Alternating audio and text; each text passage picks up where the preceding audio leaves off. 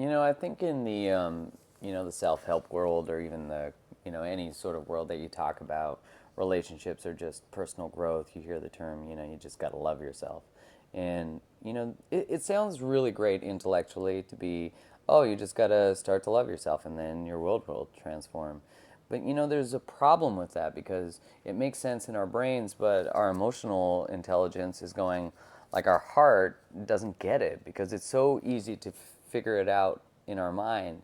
But to actually feel like you're enough is a totally different product, right? You don't just turn a switch and you feel like you're enough.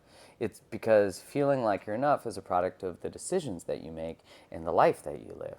And so, what I mean by that is we start to feel like we're enough when we have great boundaries, when our life reflects that we truly believe that we're enough.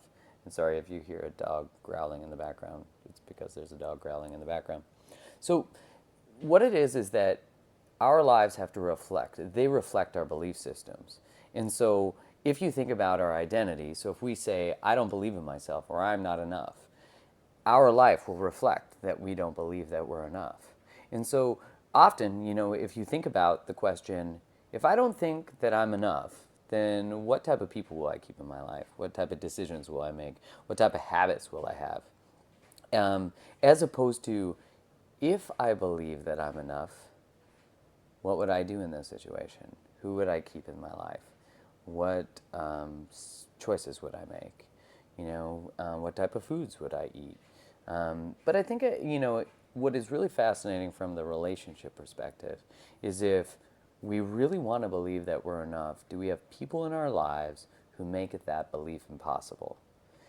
Does the relationship that we're in or the way that it's currently constructed, because we can change our relationships, but in the context of our current relationship, does it allow us to even believe that we're enough, that we're important, or that what we want matters? Because if you have something, someone, situations in your life that it's impossible to believe that you're enough and that you matter and that you have self love, excuse me, you never will. And so really that's the message of today, is to say, like, you really have to pay attention to what you're choosing. You have to pay attention to what surrounds you, because what you believe, you will see.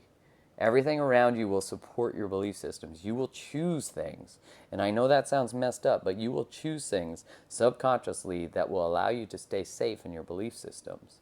So if you want to change your life, not only do you have to change what you believe, but you have to start making choices that reflect that you're good, that you're amazing, that you matter. And till you start to make those choices, you don't get self-love, you don't get self-worth. You get those things for making the choices that support that belief. So I do want you to know, though, that that is easy, because you just have to start making those choices. I say easy because it makes sense logically. It's intellectually easy to understand. But the more important part is it takes courage. And, it just takes courage. And that sounds simple, and I know it's not. But you just have to start. You just have to start somewhere. You have to leap. You have to start to believe in yourself. And you do that by making the choices that reflect that you believe in yourself.